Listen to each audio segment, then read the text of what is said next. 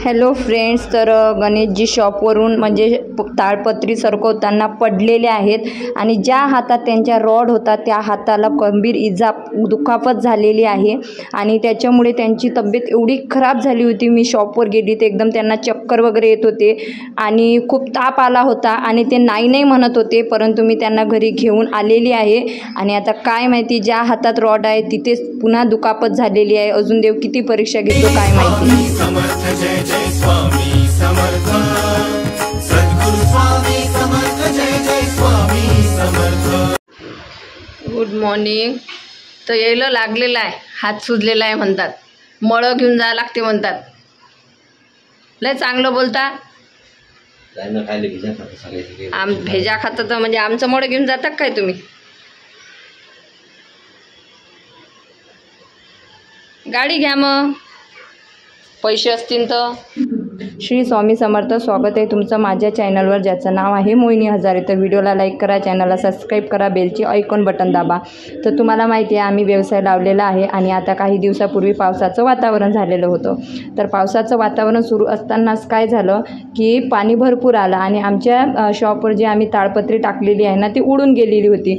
तर काल रात्री पाऊस आला होता, त्याच्यामुळे कपडे ओली झाली होती. तर हे कपडे मी बघा पुन्हा धुण्यासाठी खाली आणले होते. तर गणेशजीला थोडंसं हाताला लागलेलं आहे आणि सकाळी शॉपवर जातानाच मला ते सांगत होते की दुखत आहे. तर मी त्यांना बोलली पण होती की बाबा दुखत जर असेल, ताप वगैरे तुम्हाला विकनेस जाणवत असेल तर तुम्ही घरी जाऊ नका. परंतु त्यांना असं वाटलं की आपला व्यवसाय आहे, नवीन व्यवसाय, आता 14 एप्रिल आहे, त्याच्यामुळे भरपूर गर्दी आहे मार्केटला, त्याच्यामुळे आपली लस्सी चांगली विकल्या जाते म्हणून त्यांनी सकाळी आंघोळ वगैरे केली आणि निघाले. आणि तेव्हाच त्यांना ताप वगैरे होता. विशेष म्हणजे त्यांनी नाश्ता पण व्यवस्थित केला नव्हता आणि मी त्यांना सांगितलं होतं पण तुम्ही हॉस्पिटलला जा, परंतु त्यांनी ऐकलं नाही माझं. मी त्यांना नाश्ता दिला आणि लस्सी वगैरे दिली करून ते चालले गेले. मी घराचं क्लिनिंग आटोपलं, भांडी वगैरे घासली आणि काल पाऊस आल्यामुळे हे कपडे ओले झाले होते. हे कपडे मी पुन्हा वॉश केले आणि विशेष म्हणजे ज्या हाताचं त्यांचं ऑपरेशन झालेलं आहे, ज्या हातात रॉड टाकलेला आहे, तिथेच ना गंभीर दुखापत झालेली आहे आणि अक्षरशः खूप सारा तो हात सुजलेला होता.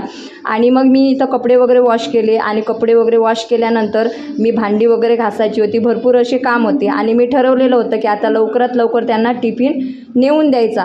परंतु आता त्यांना घराची जबाबदारी कळते आणि त्यांना पण या गोष्टीची जाणीव आहे की आपला संसार चालवावा लागतो आणि आपल्या बायकोने आपला व्यवसाय लावून दिलेला आहे आणि व्यवसायात एकाग्रता, संयम हे खूप आवश्यक असते आणि त्यांचा संयम खूप आहे. मला तरी थोडंसं लागलं तर मी लगेच हॉस्पिटलला जाते, परंतु गणेशजीचं तसं काहीच नव्हतं. आणि विशेष म्हणजे आज त्यांनी मला एक कॉल पण केला नव्हता, त्याच्यामुळे मला असं वाटलं की बाबा असेल सर्व व्यवस्थित. परंतु मी जेव्हा शॉपवर गेली ना अक्षरशः त्यांना भरपूर ताप होता, त्यांच्या डोळ्यातून पाणी येत होतं, हात सुजलेला होता. सकाळी एवढा सुजलेला नव्हता हात. आणि आमच्या शॉपचे जे म्हणजे ते फाटक वगैरे आहेत ना ते खूप सारे भारी आहे, रोज त्यांना ते काढावे लागतात आणि रोज त्यांना ते ठेवावे लागतात. त्याच्यामुळे पण त्यांच्या हाताला गंभीर दुखापत आणि विशेष म्हणजे त्यांना अशा 2 गाठी पण आलेल्या आहेत. बग्गल म्हणतो ना आपण, बग्गल, तर तिथे 2 अशा मोठ्या गाठी पण आलेल्या होत्या, त्या की ज्या मला त्यांनी दाखवल्याच नव्हत्या.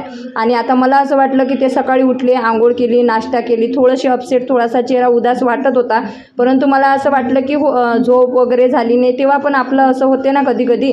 तर इथं मी सर्व भांडी वगैरे घासून घेतले आणि माझ्या आईने कुरवड्यांचं चीक भिजवला होता. भीमाला मानतो मी, फक्त माझ्या भीमाला मानतो.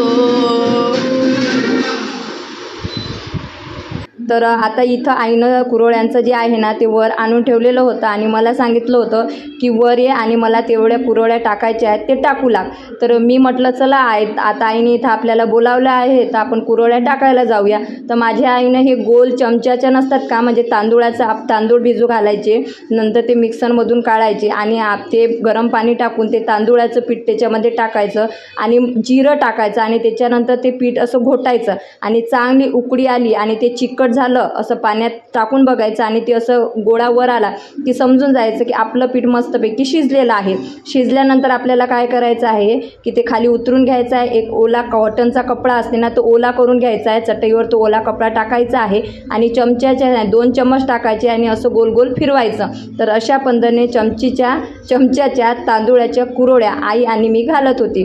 आता तुम्ही भरपूर जण म्हणता आई कुठं असते, तर मी याच्या अगोदर पण सांगितलेलं आहे की आई शेतात जात असते आणि नवरा बायकोच्या मधात आईला येणं आवडत नाही, म्हणून आई माझ्या इथं व्हिडिओमध्ये कमी दिसते. मांजर होती काय मी खायले काही बोलत राहतं नाही ना. हे बघा तर मी आज मस्तपैकी कुरवड्या घातलेल्या आहेत. माझ्या आईला पण शिकवल्या गोल गोल कुरवड्या टाकून. मला शिकवल्या तुया की मी सांगितलं तुला टाकायले. तुले मी सांगितलं नाही का अशा गोल टाका लागतात. बस तुले ना आई काही शिकवलं तरी तू नावच घेत नाही. जाऊ दे बाबा. लोक विचार करतील मायले पोरगी शिकवते की माय पोरीली शिकवते. याच्यात आहे ना हे टाकून दे ना. तर इथं कुरवड्या वगैरे आमच्या घालणं झालेल्या आहेत आणि आई खाली आलेली आहे. नंतर आई जशी खाली गेली तेव्हा मी सगळ्यात अगोदर तुम्हाला माहिती आहे की रोज मला डब्यामुळे उशीर होतं आणि त्यांचा मूड पाहून मला असं वाटलं की मीच आज डब्बा घेऊन जाणार आहे, मी आज स्वराला पाठवणार नाही. तर इथं मी काय केलं मस्तपैकी कांदा आणि लसण मी ठेचूनच घेत असते भाजीत टाकण्यासाठी. लाल झाल्यानंतर त्याच्यामध्ये जिरं मोहरी तिखट मीठ हळद टाकलेलं आहे. त्याच्यानंतर मी दोडके कापून घेतली होती ते दोडके पण टाकून दिलेली आहेत आणि दोडके टाकल्यानंतर मी ना तुरीची डाळ असते ना आपली तर ते भिजू घालून ठेवलेली होती. तर आता मी ही तुरीची डाळ पण याच्यावर टाकणार आहे. मस्तपैकी वाफ येऊ देणार आहे आणि वाफ झाली की आपल्याला कोमटसर पाणी या भाजीमध्ये टाकायचं आहे. आणि म्हणजे तुरीच्या डाळीमध्ये दोडकं खूप छान लागते. एकदा तुम्ही पण करून बघा, नक्कीच ट्राय करा आणि मला सांगा.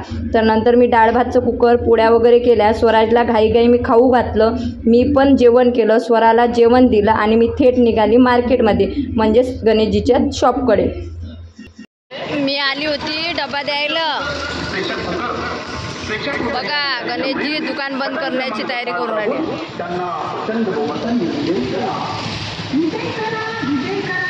तर तिथं गेल्यानंतर गणेशजीने जेवण केलं. जेवण केल्यानंतर मी जेव्हा त्यांच्या अंगाला हात लावला तर तेव्हा मला कळालं की त्यांना भरपूर अशी ताप आहे आणि त्यांनी मला गाठी पण दाखवल्या की मला बगलमध्ये 2 गाठा आलेल्या आहेत. तर मी त्यांना बोलली की जाऊ द्या, एखाद्या दिवशी आपला धंदा असला नसला तरी काही फरक पडत नाही, तुम्ही घरी चला.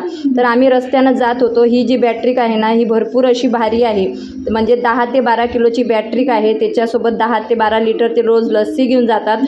अशा पद्धतीने रोज ते जाणं येणं करतात. त्याच्यामुळे सुद्धा त्यांच्या हातामाला हे बघा तुम्ही बघू शकता किती सुजन आलेली आहे.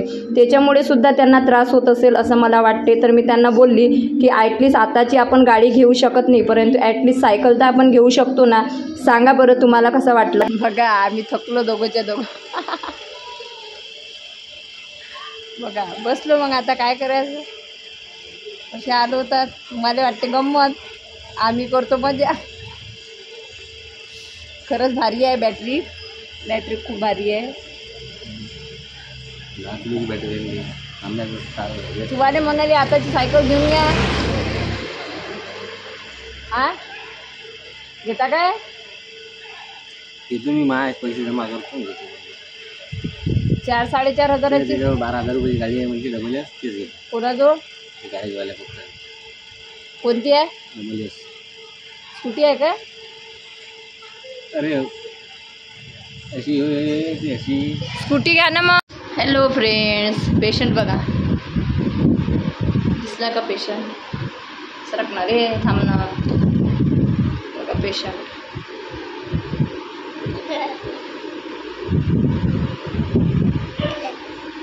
झाली हवा बोल. 1 महिन्याने झाला.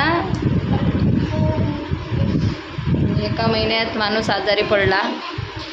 ही डबा घेऊन गेली तर गणेशजीला भरपूर ताप होता. काढ बाबू पैसे, काढ पप्पाच्या खिशातले. ते आजीचे पैसे होणार ते 100 रुपये. कोणत्या आजीचे? त्या आजीनं बकेटा घ्यायला पैसे दिले. कोणती आजी? ते पुण्याच्या घराजवळ राहायचं. तिनं कशाला त्याच्या कोणत्या बकेटा? तर हे बघू शकता तुम्ही, हा जो आहे ना हात, याच हाताचं त्यांचे ऑपरेशन झाले होतं आणि इथंच लागलेलं होतं आणि इथंच म्हणजे रॉड टाकलेला आहे आणि त्याच ठिकाणी त्यांना लागलेलं आहे.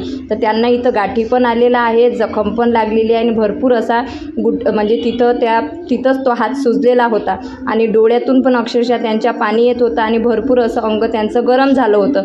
तर घरी आम्ही 4 वाजता आलो तर तो 4 ते 6 वाजेपर्यंत मी त्यांना झोपू दिलं. माझे भांडी वगैरे राहिले होते, कपडे वॉश करायचे राहिले आले होते ते मी कामं सर्व करून घेतले आणि नंतर मी त्यांना नांदा लावत होते की दवाखान्यात चला दवाखान्यात चला दवाखान्यात चला, परंतु ते ऐकत नव्हते. कारण त्यांना ना हॉस्पिटलची खूप भीती लागते आणि ते असे म्हणत होते की बाबा हॉस्पिटलला गेलो तर 400-500 रुपये लागतील, मला 1 ते 2 पेन किलर गोळी आणून दे, मी तो घेतो आणि झोपतो. परंतु त्यांचं अंग भरपूर असं गरम होतं त्याच्यामुळे आणि डोळ्यातूनही पाणी येत होतं आणि डोळे असे लाल झाले होते. त्यांच्यामुळे मी त्यांना बोलली कमी जास्त झाल्यापेक्षा एक वेळा आपण हॉस्पिटलला जाऊ, हॉस्पिटलला दाखवून देऊ, डॉक्टर काय म्हणतात ते बघू आणि नंतर तुम्ही आराम करा. एका डोळ्यातून पाणी येऊन आलं, चला लवकर चला बरं येऊ लवकर, स्वयंपाक करावं लागते तिकडून. हे का अंग गरम आहे ना. आणसान मायाभोवती तिसरा आकात गणेशजी तुम्ही. पेन किलर न काही फरक नसते. चल धनुर्वाताचं औषध घेऊन येऊ आपण. एक उठा बरं लवकर चला. तर आमच्याकडे त्या दिवशी पाणी आलं तर आमच्या दुकानात हवा घुसली होती. तर मग ते म्हणजे आम्ही ती ताडपत्री वगैरे टाकलेली आहे ना, तर ती उडून गेली होती. मग हे भाऊसाहेब एकटे हे चढले आणि ते टाकण्याचा प्रयत्न केला. तर प्रयत्न करता करता हे खाली पडले म्हणून ते हाताला वगैरे लागलेलं आहे. आता त्यांना किती वेळचं मी घरी आणलं, डबा घेऊन गेली होती तेव्हापासूनच घरी आणलं. नंतर 10 वेळा मी त्यांना सांगितलं तेव्हा कुठं त्यांनी ऐकलं आणि आम्ही हॉस्पिटलमध्ये पोहोचलेलो आहो. परंतु इथंसुद्धा त्यांचं डोकं गरगर करत होतं, डोळ्यातून पाणी येत होतं. आणि बघा आपण तरी स्त्रिया बोलून दाखवतो, पण माणसामध्ये दुःख सहण्याची ताकद खरंच खूप जास्त असते. म्हणून त्याच्यामुळे गणेशजीची लवकरात लवकर तब्येत चांगली झाली. गणेशजीला हॉस्पिटलमधून आणलेलं आहे, तुम्ही बघू शकता. झालं की नाही आज नुकसान. दुकाने बंद राहिलं, 500 रुपये दवाखान्यातही गेले, सर्व नुकसानच नुकसान. 1 महिना आम्ही काय केलं. जाऊ द्या गणेशजी, तुमच्या ज्यानं बिझनेस होत नसेल तर बंद करून टाका. मुद्दाम पडते का पाय घसरला पडला. हो तर मी म्हणत आहो की बाबा नाही होत असेल तर सोडून द्या, राहू द्या, बंद करा.